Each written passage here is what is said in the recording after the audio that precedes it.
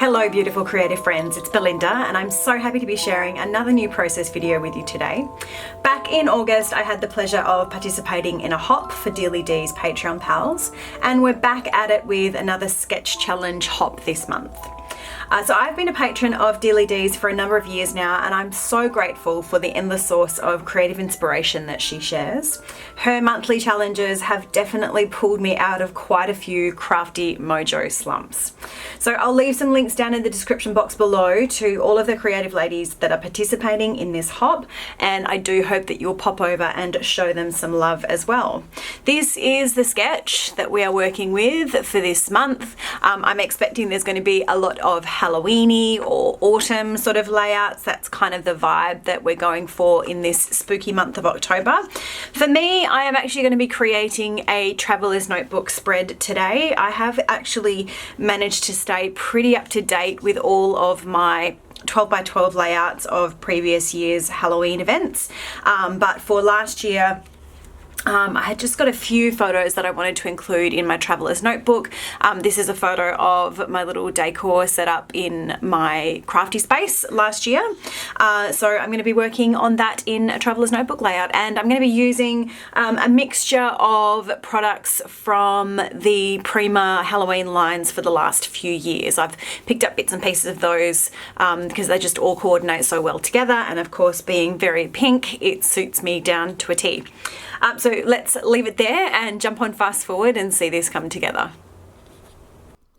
So I'm just showing you here that I've done a little bit of prep work off camera. I have stitched a border around each of my white paper backgrounds, and I've also stuck those together with some washi tape on the back, and the reason for that is that the design of this is going to spread across the 2 pages of that traveller's notebook spread, and there's going to be one piece in particular that I know that I'm going to have to cut down in the middle. So to make things easier for myself to line up, it seemed more logical to just adhere those 2 pages together so that I'm working, it's almost like a 12 by 12 format that I end up working on, and then once I'm done I will be able to just trim down the pieces that I need so that I can take them apart and pop them into my notebook.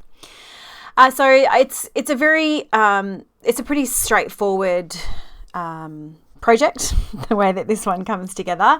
I've got this beautiful pink spiderweb pattern paper, which I believe is from the most recent collection. I think this comes from the Twilight collection. I just measured the width of my 2 pages together, and then I've made this piece, I think it's coming in about 1 inch from either side, but it is a square, so there's a bit more distance between the top and the bottom of the layouts.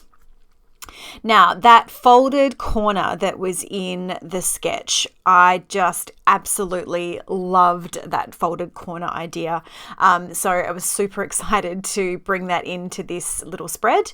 I made sure when I trimmed down that pink patterned paper that I knew which corner I was going to be folding over, and that the pattern that I was folding was going to work, that I wasn't going to be folding, because on the back of that paper it's all some cut apart elements. So I just made sure that when I trimmed it down I wasn't going to be folding over onto like half a word or something like that. So it worked out that it's folding, it's a picture and it's upside down, but because it's quite abstract you don't even really notice that it's upside down.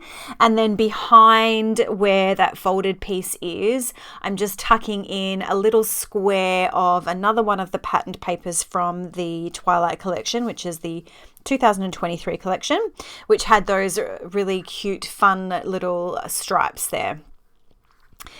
Now I'm going to trim the border around for my photo. I'm going to add a white mat using this is just some quite thin white cardstock.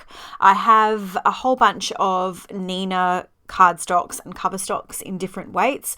I love the whiteness of the Nina cardstocks. I'm very, very, very fussy about my white cardstocks, and those Nina ones are just the perfect shade of white, or the perfect hue of white. I don't know what the correct terminology for it is, but they're perfect. So I've got them in different weights that I use for different projects and for different needs here and there. So I also grabbed some scrap offcuts, which I have in this little stash of the Prima products. I've added a black patterned paper, or it's not quite black. It's supposed to be black, but it's like a muted black. behind the photo. And then I trimmed down that little bingo card that said tricks and treats, because I had thought my idea was to have that little tricks and treats piece sticking out the top of the photo, but in the end it doesn't actually make it onto the layout because it didn't really work, but it's trimmed out anyway. So sticking pretty true to the sketch, where that folded corner is, there were a couple of little pieces that almost like sort of flag pieces that were heading out horizontally. So that there was another cut apart sheet in the Twilight collection, and I should mention this is the 8x8 paper pad that I'm working with here, that had all of these little strips. So I just chose a couple of the strips from that, trimmed them off, and now I'm going to cut them down. I am going to turn this pumpkin print into an actual banner, so just trimming off the end there. But the other one, which has got the Halloween words, is not going to be a banner. It's just going to be a straight piece. So tucking that in there with some wet adhesive, and because this has got a whole bunch of different words, I was just having a look to see which words I wanted to show, and I've trimmed it down. So I think the two words that you can read here are witches and goblins, or goblins and witches, or something like that. Witches and goblins, it looks like, and I'm adhering that down there. So I do go ahead and stick this tricks and treats piece down, but it doesn't take me long to realize that it's not going to work. It sort of throws things off balance a little bit. So I'm going to pull that off and just stick with the photo, and I'll come back to deciding what I'm going to do with it in a little bit. So first of all, I'm going to make sure that I get this photo down, and disclaimer, this is not actually where the photo ends up. I'm not sure if I do it on camera or off camera, but on camera, there we go, I end up pulling it up.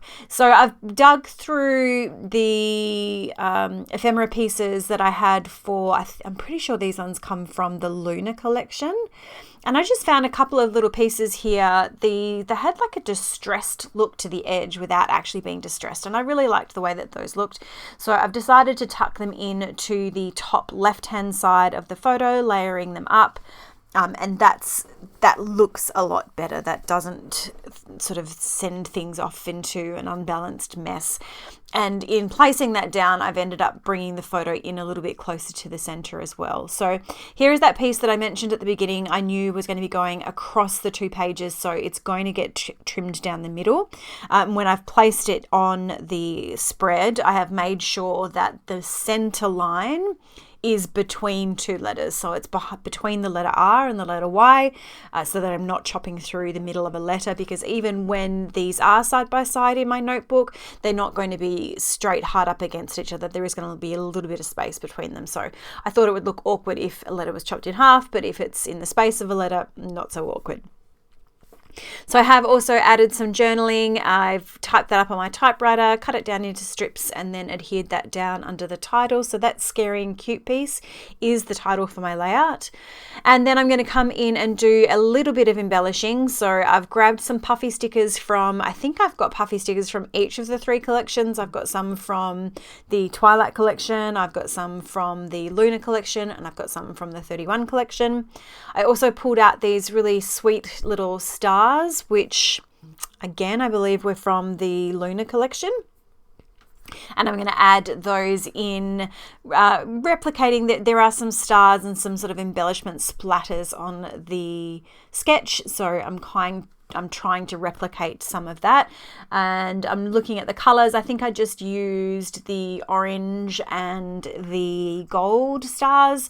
There are pink stars as well, but I knew that they would get lost on that pink background, so I didn't go with those. And then to finish off, I made an accidental purchase. So I when the package arrived, there was this package of gems or little dots, and I must have ordered them, but I don't remember ordering them, and it's not something that I would have chosen to order, but I am actually super, super glad that I did, because they are gorgeous. They come in 4 different colors, and I'm using them in place of my usual Nuvo drops.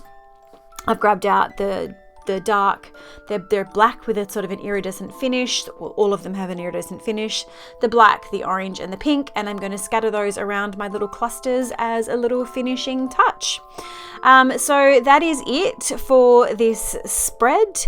Please do make sure that you go and visit the links in my description box below to check out all of the other ladies that are participating in this hop. But for now, there are some close-up photos coming. I will leave it there and say thank you so much for watching, and I hope you have a great day.